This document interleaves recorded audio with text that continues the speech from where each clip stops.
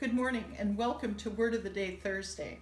How are you doing during these strange and extraordinary times? Our word for the day is one that my daughter uses to describe these times, the Quarantimes.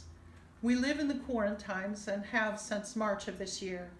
So much has changed. So much about our normal lives has shifted. So much is still uncertain and scary. So much about what was my normal life has been altered. Who could have imagined that walking up State Street to go to a restaurant before a concert has been out of the question since March? Who could imagine not going to a church service in our dear buildings for so long? Who could have imagined not greeting a loved one with a hug or a handshake?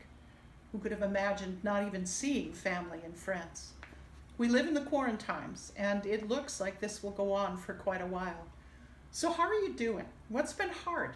What's been new and maybe exciting?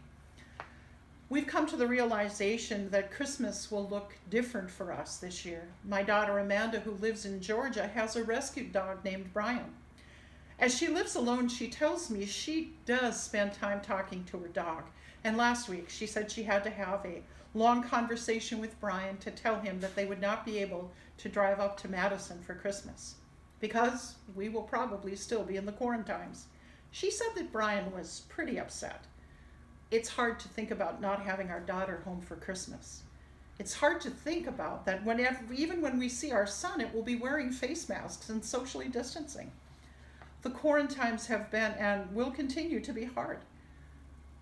As we've shared with you before, one of our daily devotions comes from Father Richard Rohr at the Center for Action and Contemplation. A couple of weeks ago now, he sent us a message in addition to our daily devotion. It was some suggestions for getting through the Quarantimes. In it, he quoted a young Jewish girl who died in the Nazi concentration camps. Her name was Etta Hilsum. She wrote of her faith in the most difficult of times. She said, "There is a really deep well inside of me, and in it dwells God. Sometimes I'm there too. And that is all we can manage these days, and also all that really matters, that we safeguard that little piece of God in you." What beautiful and fitting words to those of us who live in the Quarantimes. Father Richard also gave us some practical advice for taking care of our souls during these times. This was very helpful to me.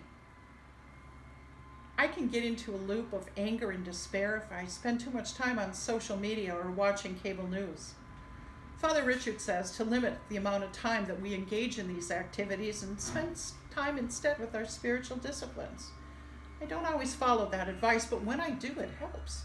When I put aside my own anger and frustration with the way the world is right now, and instead think about how God is keeping me going, walking with me during this difficult time, and assuring me of God's love, it helps me to deal with the Quarantimes. Father Richard also quotes Psalm 62, "In God alone is my soul at rest. God is the source of my hope. In God I find shelter, my rock and my safety." May those words from our Bible be a source of comfort and hope during the Quarantimes. God bless.